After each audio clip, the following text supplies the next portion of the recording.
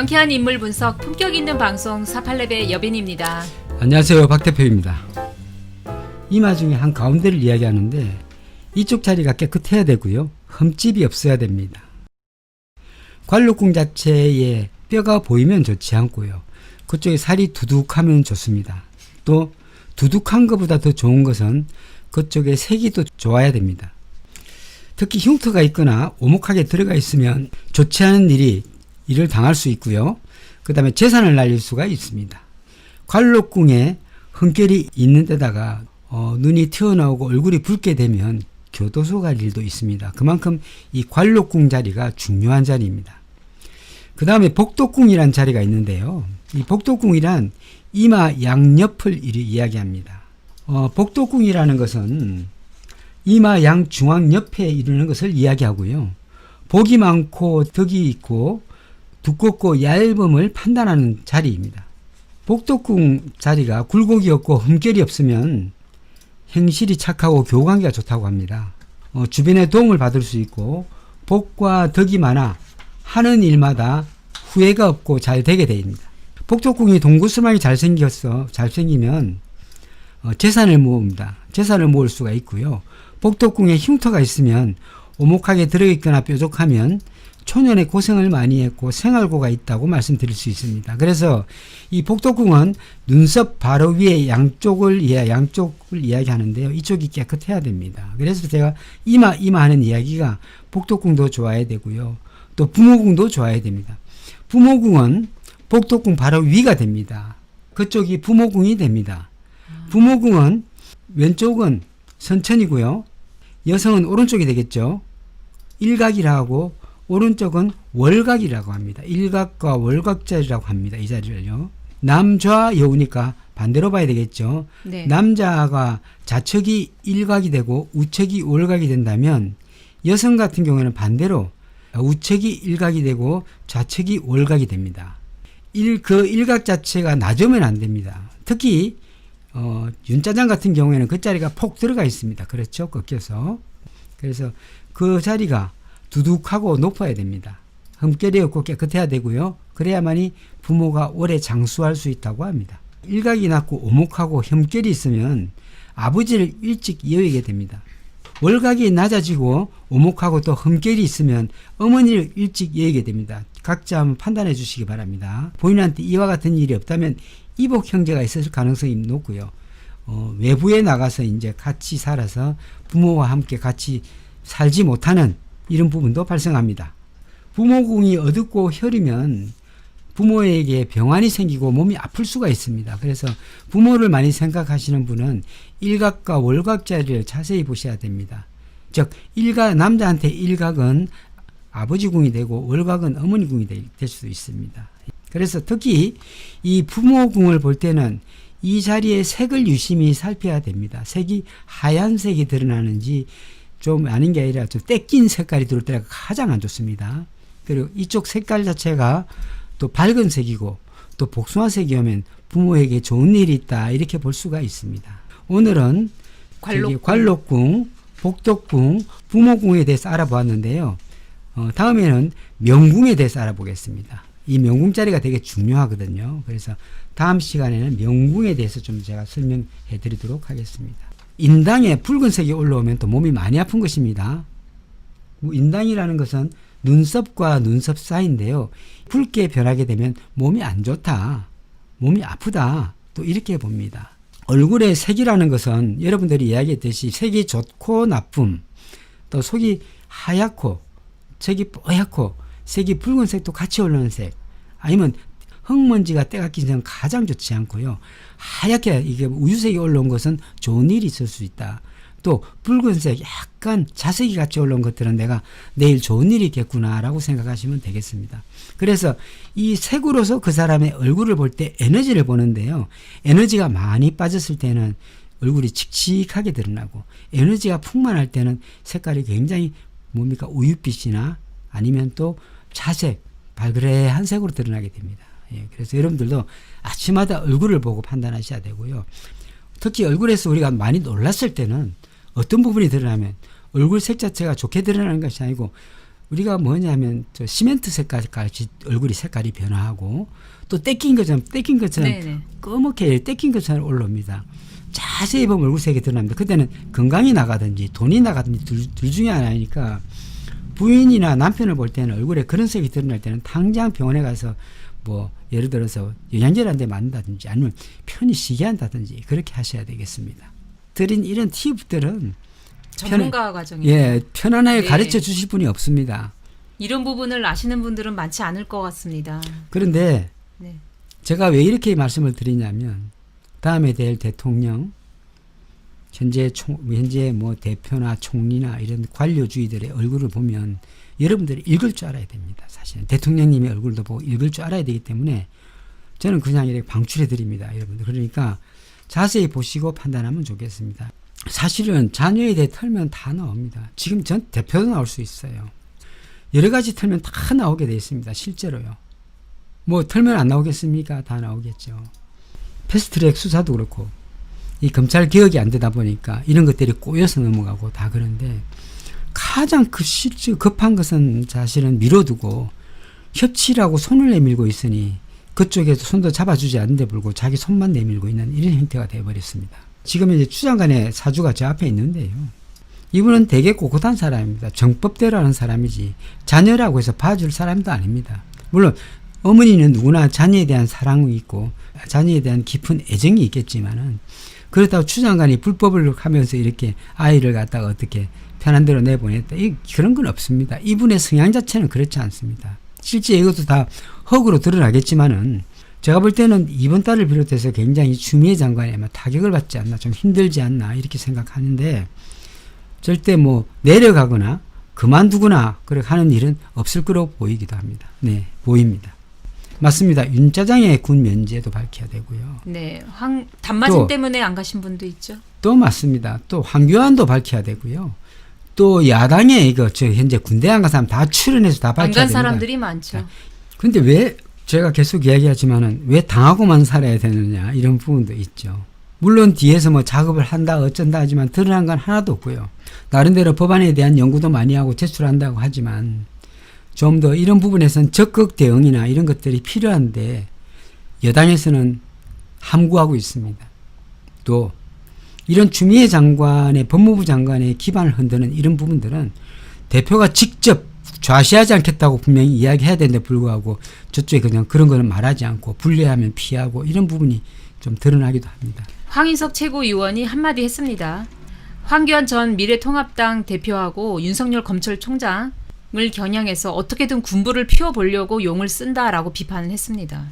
아니 이렇게 적극적으로 그 사람의 뭡니까 문제점이나 또 불법적인 것 법과 뭐 질서 뭐 이렇게 떠드는 이런 사람들의 불법적인 행태 본인의 부인을 보호하기 위해서 이렇게 붙어있는 그런 사실은 좀 더러운 형태나 또 장모를 또 보호하기 위해서 또 별짓 하는 또 도이치모터스의 이런 뭡니까 저기 주가 조작 이런 것들 왜 수사 안 합니까? 네. 패스트트랙 왜 수사 안 합니까? 나경원 씨는 왜 그렇게 수사 안 합니까? 나경원 자녀는 수사하지 않고 왜 뜬금없는 추미애 장관의 자녀를 들고 이렇게 합니까? 제대로 군대 생활을 한 것을. 이런 거 정말 따지면요. 야당의 거의 반은 아마 문제가 발생할 거라고 보입니다. 네. 기소를 하든 안 하든 뭔가를 제시해야 될 거 아니에요. 뭔가를 이야기해야 될 거 아니에요. 그럼 추미애 장관이 조그만 이런 거 가지고 자꾸 팔려 그렇게 하면 이 사람 이 여당의 그거 뭡니까? 여당의 지금 형태는 뭡니까? 검찰개혁을 막기 위한 형태잖아요. 그럼 검찰개혁을 바로 해야지. 왜 안 합니까? 그런 의도가 보인다고 얘기를 하고 그냥 이렇게 정정당당하게 앞에서 하면 안 되나? 지금 제가 요즘 기사 제목에 양면술이라고 나와 있더라고요. 지금 여당이 양면술을 하고 있는 건가라고 오늘 사실은 박 대표님께 여쭤보려고 합니다. 양면술이라고 나와 있어요. 앞에서는 달래주고 뒤에서는 법안 처리하고. 누가요? 여당이요? 못할 것 같은데. 그래서 어떻게 보면은 이게 굉장히 한 단계 높은 정치를 하고 있는 것 같이 보이거든요. 누가요? 여당이요. 양면술이라고 하고 있죠. 지금 이 민주당 호가 조금 자초되어 있습니다. 이거 하나도 단결이 되어 있지 않고요. 하나같이 함구 상태예요. 제가 이야기했듯이 5개월 전에 어떤 분이 오고 나서 이런 함구가 계속되고 있습니다. 그럼 어떤 사람이 한 사람이 어떻게 뭘 해보겠다고 하는데 옆에서 떠들 수는 없잖아요. 입 닫고 있어야지. 안고 없는 찐빵처럼 개혁이란 거를 쏙 빼고 나머지 가지고 지금 여당은 씨름을 하고 있는 것 같아요. 현 대표께서는 지금 개혁의 의지가 있는가를 좀 물어보고 싶습니다. 여러분들 좀 한번 물어보십시오. 이분이 개혁의 의지가 있는가? 국민의 짐으로 가시든지 그렇게 하셔야 될 거 아닙니까? 사실은 저는 이분이 국민의 짐에 사실은 대표인지 아니면 민주당 대표인지 잘 구분이 안 가요. 안 됩니다. 구분이 안 돼요. 국민의 정말 시장에 갈 게 아니라 국민의 마음을 읽어야죠. 왜 그러십니까, 대표님? 대표는 개혁한다고 이야기해 주세요. 왜 개혁의 이야기는 쏙 뺍니까? 왜 우리가 왜 이렇게 당하면서도 왜 그쪽에 야당의 이야기를 다 들어야 되는 건지. 협치요? 협치하려고 얼마나 노력했습니까? 180도 됐을 때도. 저는 이 당대표가 그 전에 협치라는 거를 노력했음에도 불구하고 잘 안 됐기 때문에 협치라는 말을 먼저 꺼내는 것이 아니라 저쪽에서 요구하면 그때서 얘기하는 거지 이쪽에서 먼저 협치하겠다고 자꾸 구애작전하는 것 같이 보입니다. 구애작전. 제가 연화사라는 절에 딱 갔는데 사실은 그 앞에 뭡니까? 열 체크를 해야 되는데 사람도 아무도 없고 그래서 안 보였어요. 제 눈에는. 그래서 가서 딱 절을 하고 있는데 거기 종무소에서 나와서 왜 체크를 안 하냐고 이렇게 이야기해서 저를 못 봤습니다. 그러니까 절을 한참 하고 있는데 저보고 나와서 체크를 하라는 거예요. 그래서 끝나도 되는데 사람도 아무도 없었어요. 그런데 하다가 말고 나가서 열 체크를 했어요. 열 체크를 해서 저는 바로 왔어요. 왜 그러냐면 이것은 부처가 나를 받아주지 않든지 아니면 이 사람이 나를 받아주지 않는 이런 형태의 것이고 정각들 보니까 문이 다 잠겨 있어요. 그런 것들 보면 이 절은 그 사람을 이렇게 받아들이는 곳이 아니구나 하고 그냥 돌아서 나왔습니다. 그거는 뭐냐면 이런 모든 작은 것들도 세세하게 연결이 돼 있다는 것이죠. 맞습니다. 그러니까 만약에 그런 일을 당했으면 뭐 그냥 또 들어가서 절하고 할 수도 있겠지만은 나를 받아들이지 않으니까 절하는 사람한테 나오라는 거죠. 체크하고 들어가는. 그러니까 그 사람이 맞을 수도 있지만은 저는 그냥 나온 거예요. 왜냐하면 절하는 사람은 구태여 나와서 이렇게 아무도 없는데 불구하고 이걸 체크하고 들어가라는 것은 이것은 어떤 기운에 의해서 가라는 뜻도 되거든요. 그래서 나왔습니다.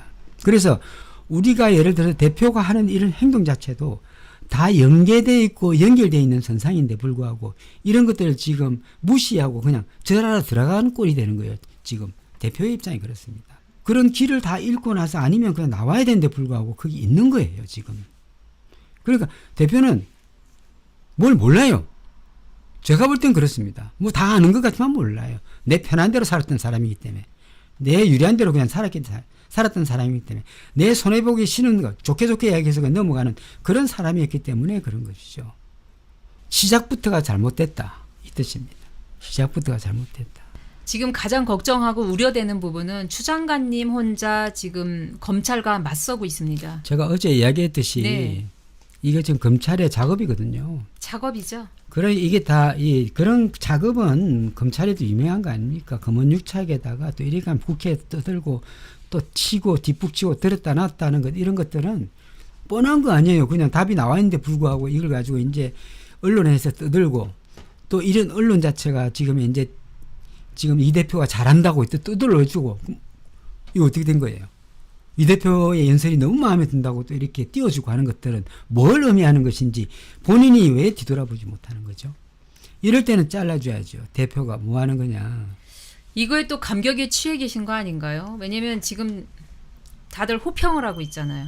야당 쪽에서도 감격받은 내용을 이렇게 훌륭한 연설을 하셨으니까요. 네. 앞으로 훌륭한 지도자가 되겠구나. 다들 기대하고 있겠죠. 계속 아닌가요? 협치하세요. 협치의 기준은 이분이 협치한다 할 때 그것은 박병석 의장과 똑같은 생각이고요. 같은 한 팀이에요. 원팀이라고 봐야 돼. 예를 들어서 이야기하면 이런 게 있습니다. 우리가 같은 남자라도 그냥 볼 때는 되게 점잖고 순하게 보이는 사람을 내가 경계하라고 계속 이야기했습니다. 경계하라고 이야기했습니다. 점잖게 이야기하고 또 잘생겼고 또 순하게 생긴 사람을 경계하라고 계속 착하게 생긴 사람을 경계하라고 계속 여러분한테 말씀합니다. 그런 사람과 결혼하면 어떤 일이 벌어지냐면 속이 천분이 납니다. 아주 답답해요.